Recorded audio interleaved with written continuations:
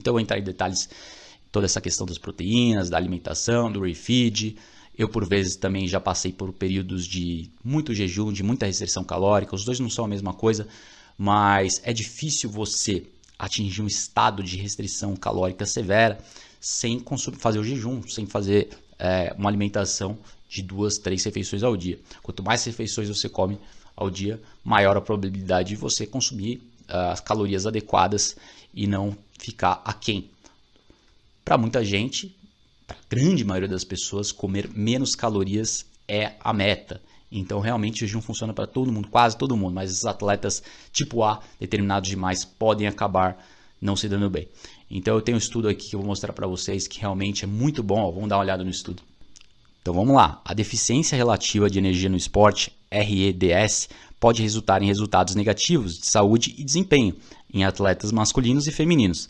A etiologia subjacente do RED, que é a deficiência de calorias, é a baixa disponibilidade de energia, que ocorre quando a ingestão insuficiente de energia na dieta para atender ao gasto de energia do exercício, corrigindo para a massa livre de gordura, deixando a energia inadequada disponível para garantir a homeostase e a renovação energética adequada.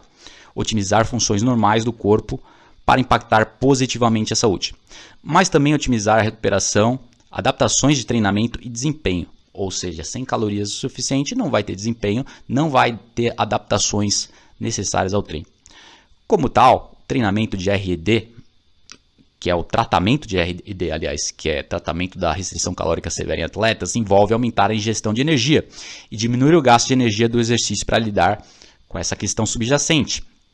Já vou passar as dicas para vocês, pessoal. Clinicamente, no entanto, a carga de tempo e os erros metodológicos associados à quantificação da ingestão de energia, gasto de energia do exercício e a massa livre de gordura para avaliar a disponibilidade de energia em condições de vida livre tornam difícil para o praticante de implementar na prática diária. Ou seja, tem muitas variáveis. Tem que medir exatamente quanto que ele está gastando de calorias, que é extremamente difícil, a natureza do exercício, quanto tempo ele está fazendo, qual é a carga. Então é muito difícil estimar o gasto calórico. E por isso que muita gente não acerta. Essa revisão narrativa concentra-se em estratégias não farmacológicas pragmáticas no tratamento de RD, caracterizando fatores como baixa disponibilidade de carboidratos, períodos prolongados de deficiência calórica durante o dia, ingestão insuficiente de nutrientes de construção óssea, falta de estresse ósseo mecânico ou psicogênico. Isso inclui a implementação de estratégias que abordam os fatores agravantes do LEA. Então, voltando aqui, pessoal, realmente é muito importante achar a dose certa de proteínas, principalmente, porque os estudos mostram que o mais importante é o consumo de proteínas. Na ausência de proteínas, o déficit calórico se torna muito prejudicial.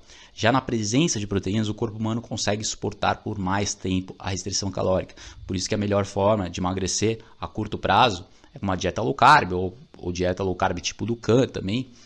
O que não pode fazer é ficar o resto da vida comendo uma dieta low carb e baixa em gordura. Mas por um tempo curto, isso pode ser bom para emagrecer. No entanto, atletas geralmente faltam calorias.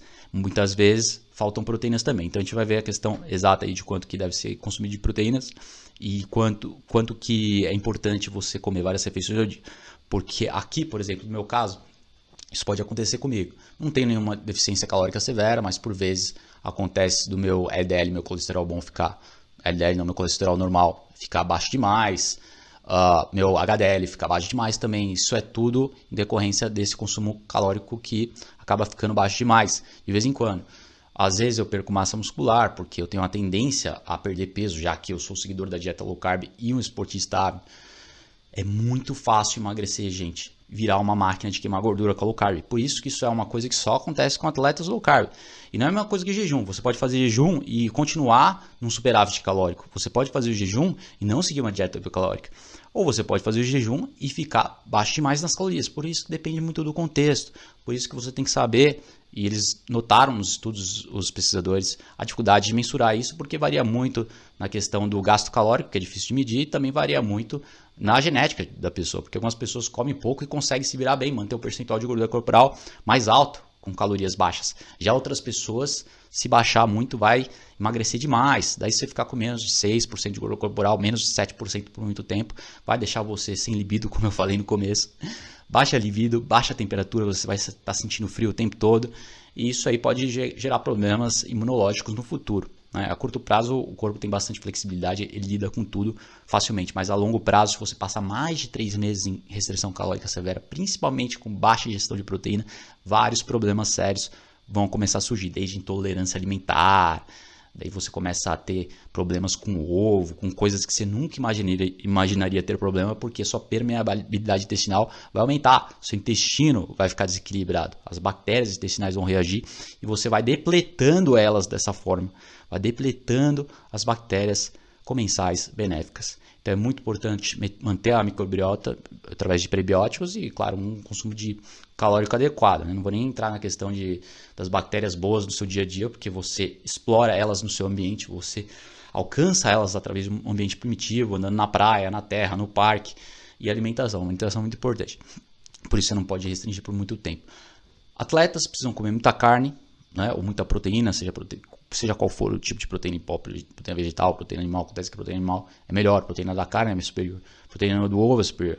No entanto, o ovo tem baixa quantidade de proteína. O ovo tem 7 gramas de proteína por cada ovo. Você vai comer 3 ovos, vão ter 21 gramas de proteína, 20 gramas de proteína. É pouco. Então, por vezes, aqui em casa, quando acontece de acabar a proteína em pó, né? Eu digo por vezes porque às vezes eu esqueço de comprar, às vezes está na correria, às vezes eu não quero tomar mesmo, quero ficar no ovo, quero ficar na carne. Acontece de eu comer menos proteína do que eu deveria, porque eu já começo na primeira refeição do café da manhã comendo 3 ovos. É pouco, são 20 gramas de proteína. Se eu comesse uma proteína em pó, 35 gramas de proteína, já seriam 15 gramas a mais. Também chega no lanche da tarde, eu não consigo comer uma proteína porque não tem proteína em pó. Daí eu posso comer um pedaço de queijo, um pedaço de presunto, um pedaço de ovo, que também não vai bater a meta sim.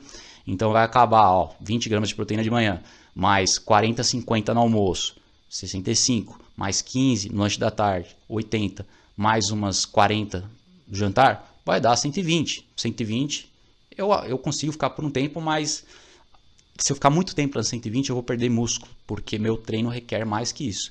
Então tudo depende da quantidade de exercício que você faz. Se você é um atleta ávido, você precisa de mais de 120, geralmente 140, 150, 160 ou mais.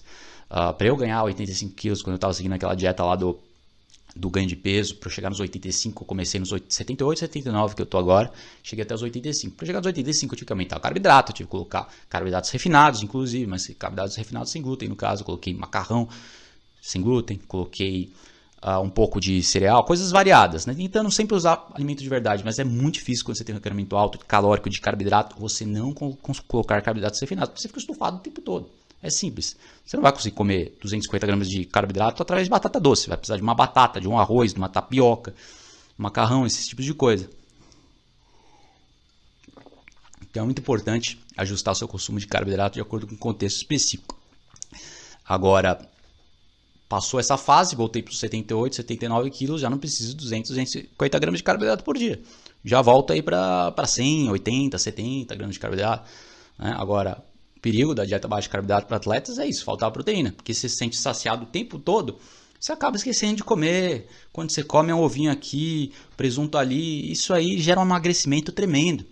E uma perda muscular. Por isso você precisa da reposição da proteína em pó. Ou mesmo colocar uma carne no café da manhã. Se colocar uma carne no café da manhã, bom, bateu 35 gramas. Já repõe a proteína em pó. Agora, realmente, muito pouco. Só comer um ovinho de manhã, um ovinho no lanche da tarde. Por isso que atletas, o jejum geralmente acarreta em comer 2 refeições por dia. O atleta precisa de 3, 4, no mínimo. Né? Se comer 2 refeições por dia, o atleta não dá conta. Só que ele coma meio quilo de carne de uma vez. 600 gramas de carne de uma vez. Eu não duvido que seja possível. Nossos ancestrais faziam isso. Só que eu particularmente não gosto de comer um churrasco todo dia, basicamente. Eu como as 250 gramas de filé no almoço, que é uma quantidade bem considerável. Daí depois de 4 horas eu vou lá e posso tomar uma proteína em pó. Agora, é isso. No final é o que está somando no final do dia.